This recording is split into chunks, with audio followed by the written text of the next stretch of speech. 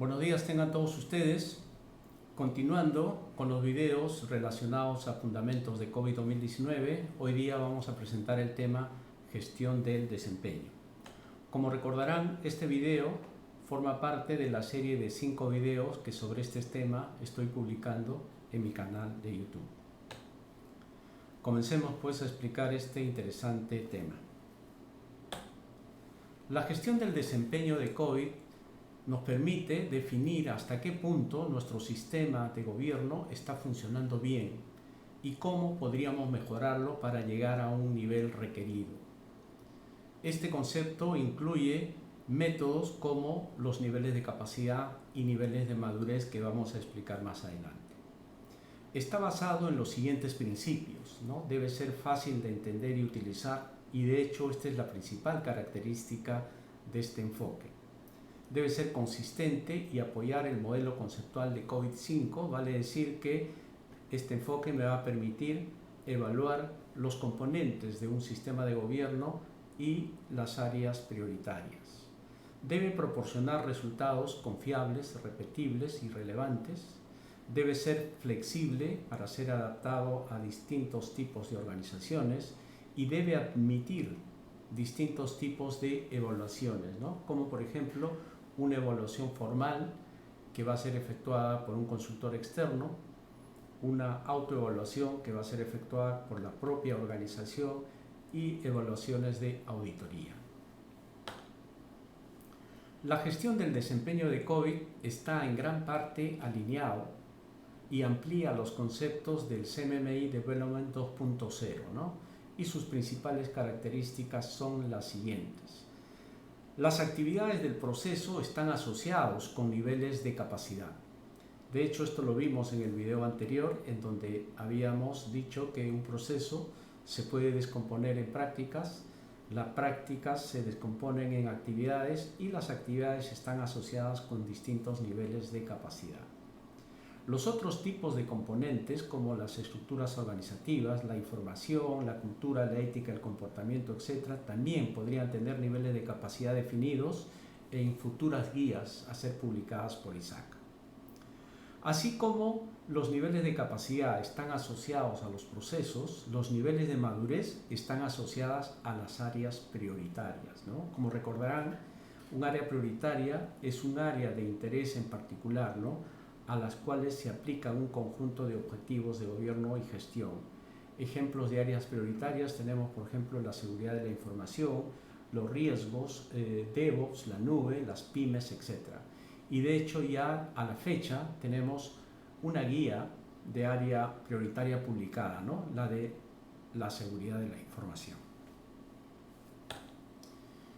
En esta lámina podemos ver una comparación entre los enfoques de gestión del desempeño de COVID-5, acá en el lado izquierdo, del CMMI 2.0 y de COVID-2019. COVID-5, que está alineado, el enfoque de gestión del desempeño de COVID-5, que está alineado a la ISO 15504, que actualmente es la ISO 33000, permite determinar el nivel de capacidad para los procesos, ¿no? Y para ello, COVID-5 utiliza una guía adicional, ¿no?, que justamente es la que se indica acá, COVID-5 PAN, que es una guía del modelo de evaluación de procesos, ¿no?, que es una guía complementaria a la guía de COVID. El CMMI 2.0 permite determinar el nivel de capacidad de los procesos y también el nivel de madurez de un conjunto de procesos. Y el enfoque de COVID-2019 me permite determinar el nivel de capacidad de los procesos, el nivel de capacidad de los otros componentes de un sistema de gobierno y también el nivel de madurez de un conjunto de procesos o de un conjunto de componentes. Entonces, como verán, el alcance del enfoque de gestión del desempeño de COVID-2019 es más amplio que la de los otros dos enfoques. No obstante, hay que tener presente que a la fecha solamente disponemos del instructivo para poder determinar el nivel de capacidad de los procesos, ¿no? No existen todavía las guías para determinar el nivel de capacidad de los otros componentes. Igualmente, para determinar el nivel de madurez que está enfocado a las áreas prioritarias, a la fecha solamente tenemos la guía del área prioritaria de seguridad de la información. En esta lámina podemos ver los 6 niveles de capacidad de los procesos de acuerdo al CMMI. Y vamos a ver cuáles son las características de cada uno de estos niveles, ¿no? El proceso está en nivel 0 cuando falta cualquier capacidad básica, cuando la estrategia está incompleta para abordar el propósito de gobierno y gestión, cuando la intención de las prácticas del proceso pueden haberse definido o no. Está en nivel 1 cuando el proceso logra más o menos su propósito, a través de la aplicación de un conjunto de actividades incompleto que pueden caracterizarse como iniciales o intuitivas, no muy organizadas. El proceso está en nivel de capacidad 2 cuando el proceso logra su propósito a través de la aplicación de un conjunto de actividades básicas, pero completas, que pueden caracterizarse como realizadas. Nivel 3 cuando el proceso logra su propósito de forma mucho más organizada, usando los activos para la organización. Los procesos están por lo general bien definidos. Nivel 4 cuando el proceso logra su propósito, está bien definido y su rendimiento se mide de forma cuantitativa. Y nivel 5, cuando el proceso logra su propósito, está bien definido, su rendimiento se mide para mejorar el desempeño y se persigue la mejora continua.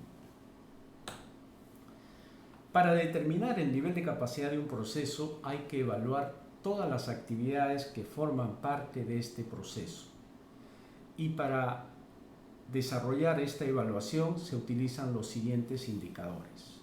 Completamente, o F, ¿no?, que viene del full en inglés, cuando el nivel de cumplimiento de la actividad se alcanza en más del 85%. En gran medida, o L, es cuando el nivel de cumplimiento de la actividad se alcanza entre el 50 y el 85%. Parcialmente, o P, cuando el nivel de cumplimiento de la actividad se alcanza entre el 15 y el 50%. Y no cumple cuando el nivel de cumplimiento de la actividad se alcanza en menos del 15%.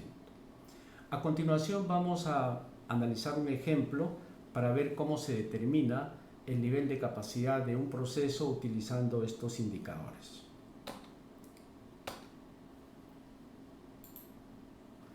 Entonces acá podemos ver el marco de referencia de COVID, ahí vemos los 40 objetivos de gobierno y gestión, y vamos a seleccionar uno de estos objetivos para explicar el ejemplo, ¿no? Entonces vamos a seleccionar el EDM03, que es asegurar la optimización del riesgo. Entonces le damos un clic a ese objetivo y nos venimos a esta pestaña en donde tenemos toda la información de este objetivo. Pero en este caso lo que nos interesa solamente es la información del componente procesos. Entonces acá vemos que el componente proceso está formado por 3 prácticas, ¿no? La primera práctica es la EDM 03.01, evaluar la gestión de riesgos. La segunda práctica es la EDM 03.02, dirigir la gestión de riesgos. Y la tercera práctica es la EDM 03.03, monitorizar la gestión de riesgos. Cada una de estas prácticas, por ejemplo, la práctica 1 está conformada por un conjunto de actividades. En este caso, la primera práctica está formada por 7 actividades. De estas 7 actividades, las primeras 4 tienen asociado un nivel de capacidad 2 y las siguientes 3 tienen asociado un nivel de capacidad 3. De la misma manera, las otras prácticas, ¿no? La práctica 2 tiene las primeras 4 prácticas asociadas a un nivel de capacidad 2, la siguiente está asociada a un nivel de capacidad 3. Y en la tercera práctica tenemos solamente la primera práctica está asociada a un nivel de capacidad 2, la segunda práctica nivel de capacidad 3 y las dos últimas asociadas a un nivel de capacidad 4. Ok, entonces vamos a, en este ejemplo, asumir que la organización desea que este proceso tenga un nivel de capacidad objetivo de 2. ¿Ya? Nivel de capacidad objetivo de 2. Cuando hablamos de nivel de capacidad, existen el nivel de capacidad objetivo o el to be y el nivel de capacidad actual o as is. Entonces vamos a comenzar definiendo el nivel de capacidad objetivo. Entonces habíamos dicho que el nivel de capacidad objetivo de este proceso es 2. Y por lo tanto, eso se califica en esta columna donde dice metas, ¿no? Entonces, utilizando esta columna de metas, vamos a definir el nivel de capacidad objetivo. ¿Y cómo es que se realiza esta actividad? para que el proceso tenga un nivel de capacidad objetivo de 2, todas las actividades asociadas a nivel de capacidad 2 deben tener un nivel de cumplimiento de F, ¿no? O de full, o sea, un cumplimiento del 85 al 100%. Y por defecto ya la herramienta tiene los valores iniciales en F. Entonces, si vemos acá, las 4 primeras actividades que están asociadas al nivel de capacidad 2 ya están en F. Pero las siguientes 3 actividades que están asociadas al nivel de capacidad 3, entonces no necesitamos que tengan un nivel de cumplimiento de F, ¿no? Porque la organización está buscando solamente un nivel de capacidad 2 para los procesos. Por lo tanto, estas actividades asociadas al nivel de capacidad 3 no necesitan ser evaluadas por la organización. Y entonces, en este caso, le ponemos un valor de N, ¿no? Le ponemos el N, el indicador de N, que quiere decir que estas actividades no necesitan ser evaluadas. Lo mismo hacemos en las siguientes prácticas, ¿no? Acá en la práctica 2 vemos que estas primeras 4 actividades que tienen asociado un nivel de capacidad 2 deberían tener el indicador F y lo dejamos ahí con sus valores por defecto. Pero esta actividad que está asociada a un nivel de capacidad 3, que no debe ser evaluada, entonces le ponemos un nivel de capacidad de N. Lo mismo procedemos con la última práctica, ¿no? Entonces, en esta práctica, la tercera práctica, la primera actividad que tiene un nivel de capacidad 2 debe tener el indicador de F, pero la segunda práctica que tiene asociado un nivel de capacidad 3, en este caso ya debería tener un indicador de N, ¿no? Que quiere decir que no necesita ser evaluada. Y las otras 2 que están en nivel de capacidad 4, de la misma manera, ¿no? Lo ponemos en N, que quiere decir que no necesitan ser evaluados, ¿no? Y entonces de esta manera ya hemos definido el nivel de capacidad objetivo del proceso, ¿no? Y hemos definido que el nivel de capacidad objetivo es 2. Por eso que todas las actividades del proceso asociados a un nivel de capacidad 2 están en F y el resto está en N. Supongamos que la organización ya no quiere tener un nivel de capacidad 2 como nivel de capacidad objetivo para el proceso, sino quiere tener un nivel de capacidad 3. Entonces, ¿qué cambiaría? Si queremos que el proceso tenga un nivel de capacidad de 3 como objetivo, entonces no solamente las actividades asociadas al nivel de capacidad 2 deben estar en F, sino también las actividades asociadas al nivel de capacidad 3. Entonces, por lo tanto, estas 3 actividades de la primera práctica también deberían estar en F. Entonces lo voy a ir poniendo a F. Y por lo tanto, lo que estamos buscando es que todas las actividades de esta primera práctica, que son actividades asociadas a niveles de capacidad 2 y 3, tienen que estar en F, ¿no? Quiere decir que tienen que tener un nivel de cumplimiento del 85 al 100%. Hacemos la misma corrección en la segunda práctica, ¿no? En la segunda práctica, como tenemos acá una actividad que está asociada al nivel de capacidad 3 y ahora queremos que el nivel de capacidad objetivo sea 3, entonces esta actividad también debería estar en F, ¿no? Con un nivel de cumplimiento entre el 85 y el 100%. Y en la última práctica vemos que la segunda actividad que está asociada a un nivel de capacidad de 3 que está en N, lo tenemos que poner en F, ¿no? Que quiere decir que también debe estar cumplida a cabalidad. Y solamente las 2 actividades finales que están asociadas a nivel de capacidad 4 lo dejamos en N. Y entonces lo que hemos definido acá son los niveles de cumplimiento para cada una de las actividades del proceso, de modo tal que el proceso tenga un nivel de capacidad objetivo de 3. Bien, ahora ya nos vamos a determinar el nivel de capacidad actual, el as-is, o sea, cómo está esta actividad implementada, ¿no? O cumplida en mi organización. Y entonces ese valor actual se pone en esta columna, ¿no? En la columna que dice valor. Y entonces se van evaluando cada una de las actividades. Por ejemplo, la primera actividad de la primera práctica, si leemos acá la primera actividad de la primera práctica, dice conocer la organización y su contexto en relación al riesgo de TI. Y entonces nos preguntamos, ¿no? Nuestra organización, digamos, conoce su contexto en relación a los riesgos de TI. Y entonces decimos sí, lo conoce bastante bien, y entonces por lo tanto su nivel de cumplimiento le voy a poner, supongamos que sea un 95%, ¿no? Que le faltan pequeños detalles, pero en general su nivel de cumplimiento es el 85%. Y entonces al poner yo este valor, la herramienta automáticamente ubica el valor 95 y dice corresponde al indicador F. Y hace una comparación, ¿no?, entre el nivel de capacidad actual de esta actividad, que es el F, y el nivel de capacidad objetivo, que también es F. Y por lo tanto dice está cumplida, o sea, se ha logrado el objetivo. Y así evaluamos la siguiente actividad. Supongamos que la siguiente actividad, que dice determinar el apetito de riesgo de la organización, etc., supongamos que esta actividad también se está haciendo bastante bien en la organización. Entonces acá digo esto lo estamos haciendo también al 95%, ¿ya? Y entonces así, para completar rápidamente el ejemplo, vamos a asumir que las otras actividades asociadas al nivel de capacidad 2 se están haciendo bastante bien. Digamos, este está haciéndose un 90% y la otra se está haciendo también en un 90%, ¿no? Entonces ya he puesto que las 4 primeras actividades asociadas a nivel de capacidad 2, digamos, están con un nivel de cumplimiento de F, ¿no? Y como el nivel objetivo es F, entonces estas actividades están completadas, se ha cumplido el objetivo. Y ahora evalúo las siguientes actividades. Esta actividad es una actividad ya de nivel de capacidad 3. Y evalúo esta actividad y supongamos que también la estoy haciendo bien, entonces le pongo 90% y por lo tanto el objetivo está cumplido.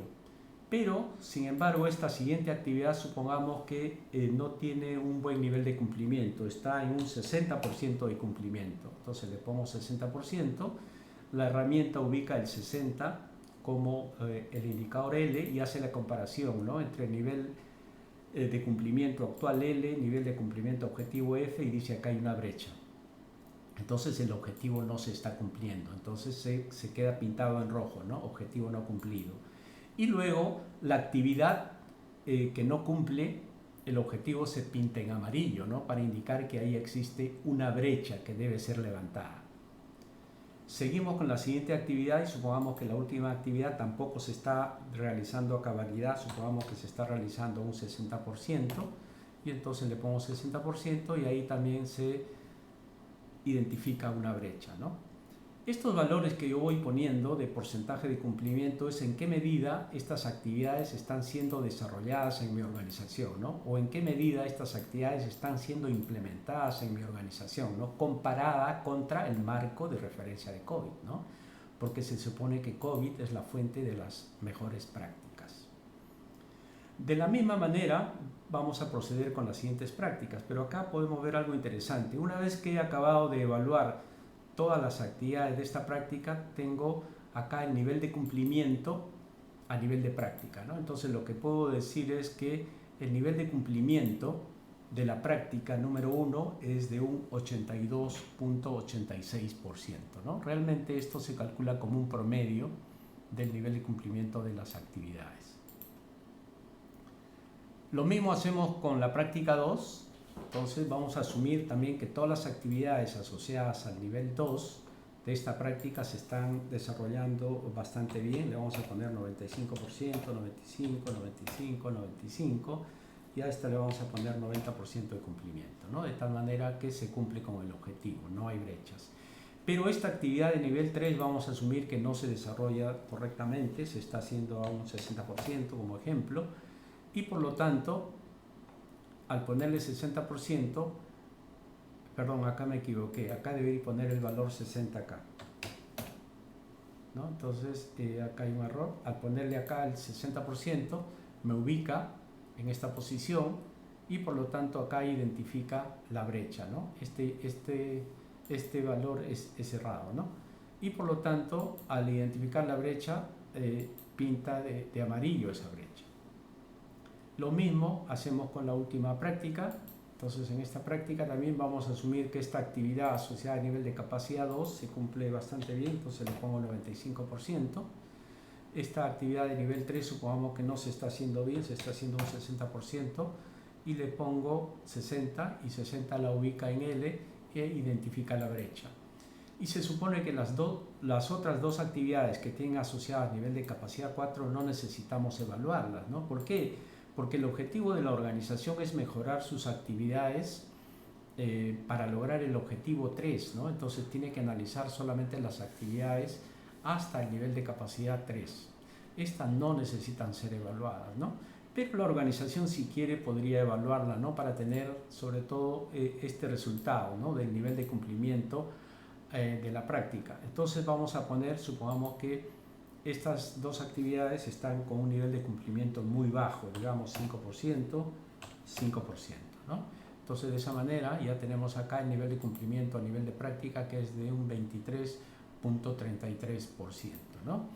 Y entonces, como verán, hemos utilizado los indicadores NP y LF para calificar el nivel de cumplimiento de las actividades en el proceso, ¿no? De determinación del nivel de capacidad objetivo y nivel de capacidad actual del proceso.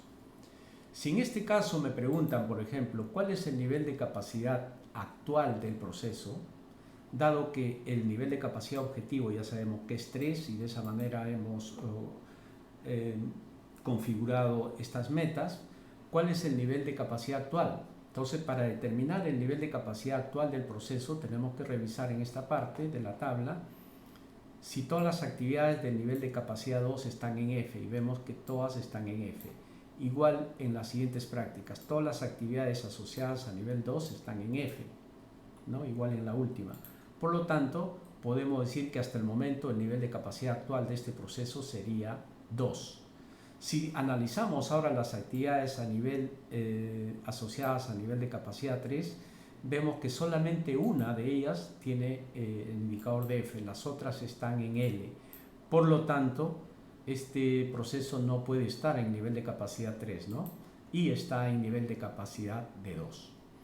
Entonces, esta es la manera como se usan los indicadores NP, L y F para determinar el nivel de capacidad actual y futuro de los procesos. Entonces vamos a volver a nuestra presentación, ¿no? Para continuar. Nos habíamos quedado ahí y vamos a continuar entonces con lo siguiente. Y entonces acá vemos también los diferentes niveles de madurez que se aplican a las áreas prioritarias, ¿no? Que también son 6 niveles, ¿no? Que se va del nivel 0 al nivel 5. Y acá tenemos que, por ejemplo, el nivel 0 o incompleto es cuando el trabajo podría o no complementarse para lograr el propósito de los objetivos de gobierno y gestión del área prioritaria. Nivel 1 o inicial cuando el trabajo se finaliza, pero el objetivo e intención del área prioritaria no se ha logrado aún. El 2 o gestionado es cuando la planificación y medición se producen, aunque no de forma estandarizada. El nivel 3 o definido es cuando los estándares a nivel de empresa proporcionan directrices para la empresa en su conjunto. Y el nivel 4 o cuantitativo es cuando la empresa se basa en los datos con la mejora continua del desempeño. Y nivel 5 o de optimización es cuando la empresa se centra en la mejora continua. Entonces, como ya habíamos visto, estos niveles de madurez se pueden determinar para las áreas prioritarias. Y de hecho, con la guía ya publicada del área prioritaria de seguridad de la información, ya se puede a la fecha determinar el nivel de madurez de la seguridad de la información usando COVID. Luego, la guía de COVID me proporciona algunos lineamientos para determinar también los niveles de capacidad o en general para gestionar el desempeño de otro tipo de componentes, ¿no? Sobre todo estos 3 primeros. Entonces vamos a ver cómo sería. Acá se presentan los lineamientos para determinar la gestión del desempeño del componente estructura organizativa, ¿no? Y entonces lo que me dice la guía es que se puede utilizar algunos criterios para lograr esta determinación de los niveles de capacidad. Y los criterios que se pueden aplicar son principios operativos, composición, alcance del control, nivel de autoridad, derechos de decisión, delegación de autoridad, procedimientos de escalamiento. Realmente estas son las características, ¿no?, de una estructura organizacional. Mayor información sobre estos criterios se pueden encontrar en la guía de COVID-5, ¿no? Ahí están bien definidos. Luego, si queremos determinar, digamos, la gestión del desempeño del componente elementos y flujos de información, podemos utilizar el modelo de referencia de información que está publicado en esta guía, ¿no? COVID-5 Información Habilitadora. En esta guía se presenta un modelo de información que está conformado por 3 criterios, ¿no? y 15 subcriterios que se presentan a continuación. Este es el primer criterio, que es el criterio intrínseco, ¿no? que dice que el alcance al que los valores de los datos se corresponden con los valores reales y verdaderos. Y tiene estos subcriterios, ¿no? precisión, objetividad, credibilidad y reputación. El siguiente, ¿no? que es el criterio contextual, que lo que nos dice es en qué medida la información es aplicable a la tarea del usuario de la información y es presentada de una manera comprensible y clara, reconociendo que la calidad de la información depende del contexto en que se use. Y los subcriterios son relevancia, completitud, actualizada, cantidad apropiada, etc.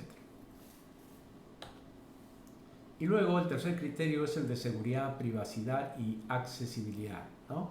que está referida a en qué medida la información está disponible o se puede obtener, y tiene estos 2 subcriterios, ¿no? de disponibilidad y acceso restringido. Entonces, estos son criterios generales que me brinda la guía en caso queramos determinar el nivel de capacidad del componente información. Y para el componente de cultura, ética y comportamiento, dice, debería ser posible definir una serie de comportamientos deseables y no deseables para el buen gobierno y gestión de TI y asignar distintos niveles de capacidad a cada uno. Y de hecho el marco de referencia que habíamos analizado en el video anterior sí tiene información para este componente, ¿no? Solamente que habíamos visto que la cantidad de información para este componente es muy pequeña, ¿no? No hay mucha información. Más bien se espera que las guías prioritarias, ¿no? las guías de áreas prioritarias van a tener mayor información para este componente, ¿no?